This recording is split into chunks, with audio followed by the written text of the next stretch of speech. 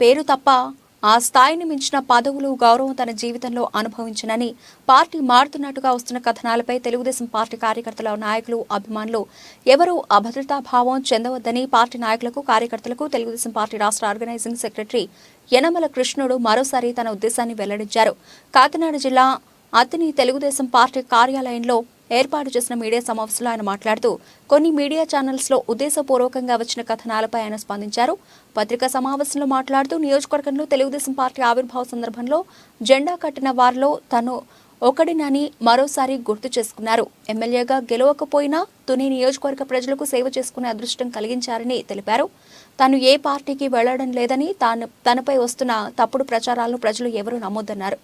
తెలుగుదేశం పార్టీలో సభ్యులు సోదరుడు యనమల రామకృష్ణతో కలిసి సుదీర్ఘకాలం పనిచేశానని భవిష్యత్తులో కూడా కలిసే పనిచేస్తామని మంచి విజయాన్ని సాధించే తెలుగుదేశం పార్టీ అధికారం తీసుకొస్తామని తెలిపారు. నా స్వగ్రామం ఏవీ నగరం. ఎన్టీ రామారావు గారు 1982లో పార్టీ పెట్టినప్పుడు మొట్టమొదటిగా జెండా కట్టింది మా గ్రామంలో నేను. అప్పటి నుంచి నేటి వరకు తెలుగుదేశం పార్టీలో రేపు జరగబోయే ఎలక్షన్లో 10 ఎలక్షన్లో ఎమ్మెల్యే ఎలక్షన్లో స్థానిక ఎలక్షన్ అనేక ఎలక్షన్లో స్థానిక ఎలక్షన్ కూడా చేయడం జరిగింది. ఆ రోజున తుని నియోజకవర్గంలో ఐక్య సంఘం అనే సంఘంలో నేను ఒక ప్రధాన సభ్యుడిగా కొనసాగుతూ ఎన్టీ రామారావు గారు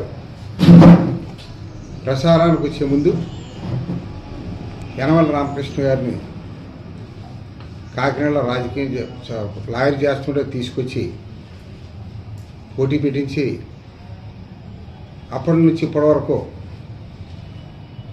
ఆయనకి పార్టీలో మంచి గుర్తింపు రావడం,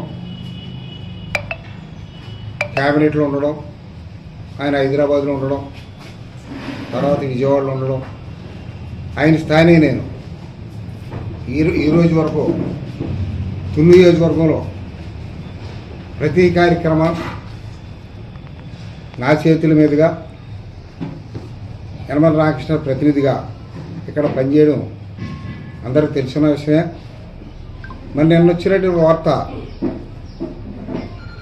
నేను పార్టీ మారుతానని, వేరే పార్టీకి వెళ్తానని వచ్చినటువంటి వార్తను ఖండిస్తూ, ఎందువలంటే ఈ 40 సంవత్సరాలు అనేక మంది కార్యకర్తలను తయారు చేసినటువంటి నేను వేరే పార్టీ మారుతారని మీరు నమ్మక్కర్లేదని మీ ఛానల్ ద్వారా ఖండన తెలియజేస్తున్నాను. ఎందువలంటే పేరుకి రామకృష్ణ గారు పదవిలో ఉన్నప్పటికీ